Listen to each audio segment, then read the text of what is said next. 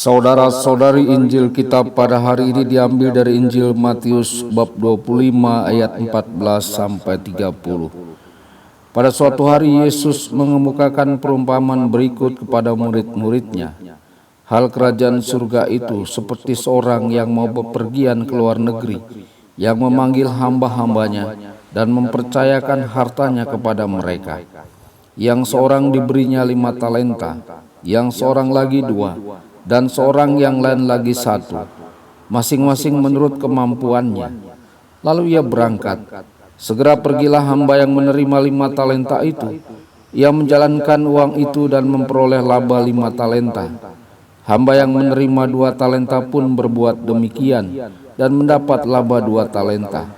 Tetapi hamba yang menerima 1 talenta itu pergi dan menggali lubang di tanah, lalu menyembunyikan uang tuannya. Lama kemudian pulanglah tuan hamba-hamba itu, lalu mengadakan perhitungan dengan mereka. Hamba yang menerima 5 talenta datang dan membawa laba 5 talenta. Ia berkata, "Tuan, 5 talenta Tuan percayakan kepadaku. Lihat, aku telah memperoleh laba 5 talenta." Maka kata tuannya kepadanya, "Baik sekali perbuatanmu itu, hamba yang baik dan setia. Engkau telah setia dalam perkara kecil. Aku akan memberikan kepadamu tanggung jawab dalam perkara yang besar. Masuklah dan turutlah dalam kebahagiaan tuanmu." Lalu datanglah hamba yang menerima 2 talenta, katanya, "Tuan, 2 talenta Tuan percayakan kepadaku. Lihat, aku telah mendapat laba 2 talenta." Maka kata tuan itu kepadanya, "Baik sekali perbuatanmu, hamba yang baik dan setia. Karena engkau telah setia memikul tanggung jawab dalam perkara kecil, maka aku akan memberikan kepadamu tanggung jawab dalam perkara yang besar. Masuklah dan turutlah dalam kebahagiaan tuanmu." Kini datang juga hamba yang menerima 1 talenta dan berkata, "Tuan, aku tahu bahwa Tuan adalah manusia kejam, yang menuai di tempat Tuhan tidak menabur dan memungut di tempat Tuhan tidak menanam. Karena itu aku takut dan pergi menyembunyikan talenta Tuhan di dalam tanah. Ini terimalah milik Tuan." Maka tuannya menjawab, "Hai engkau hamba yang jahat dan malas, engkau tahu bahwa aku menuai di tempat aku tidak menabur dan memungut di tempat aku tidak menanam. Seharusnya uangku itu kau berikan kepada orang yang menjalankan uang, supaya sekembaliku aku menerima uang itu serta dengan bunganya.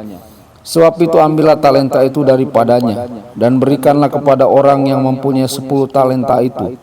Karena setiap orang yang mempunyai akan diberi sampai ia berkelimpahan. Tetapi siapa yang tidak punya, apapun yang ada padanya akan diambil. Dan buanglah hamba yang tidak berguna itu ke dalam kegelapan yang paling gelap. Di sana akan ada ratap dan kertak gigi." Demikianlah sabda Tuhan. Terpujilah Kristus.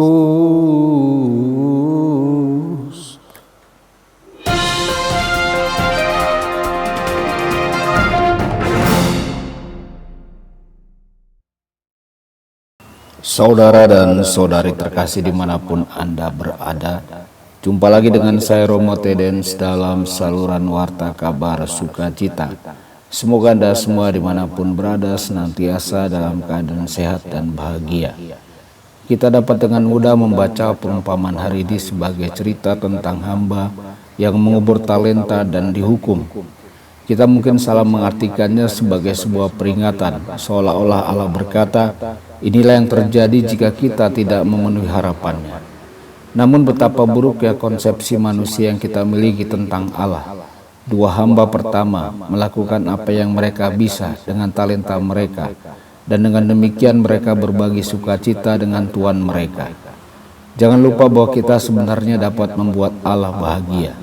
Allah tidak seperti hakim yang memutuskan bahwa seseorang bersalah, tetapi seperti seorang ayah atau sahabat yang sungguh-sungguh senang ketika kita berhasil.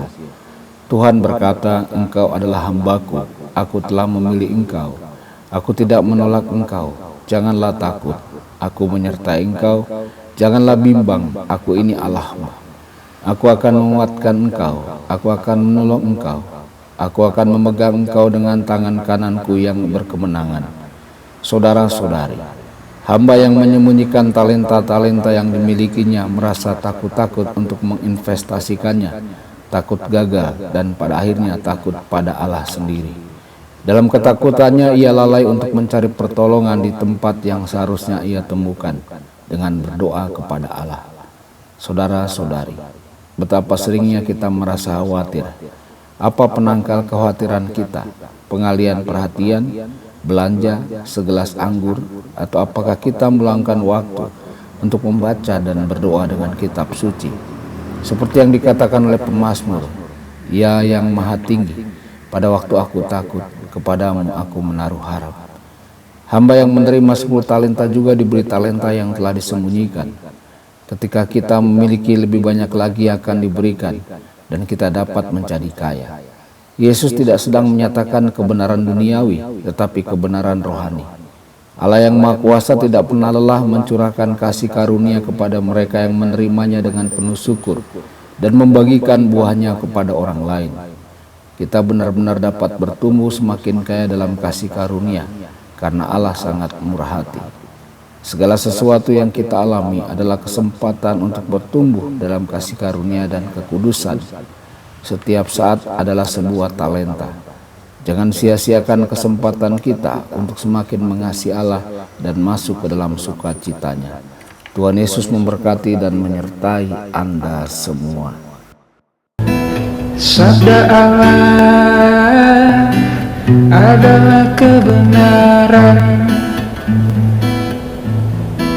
Sabda Allah adalah kehidupan.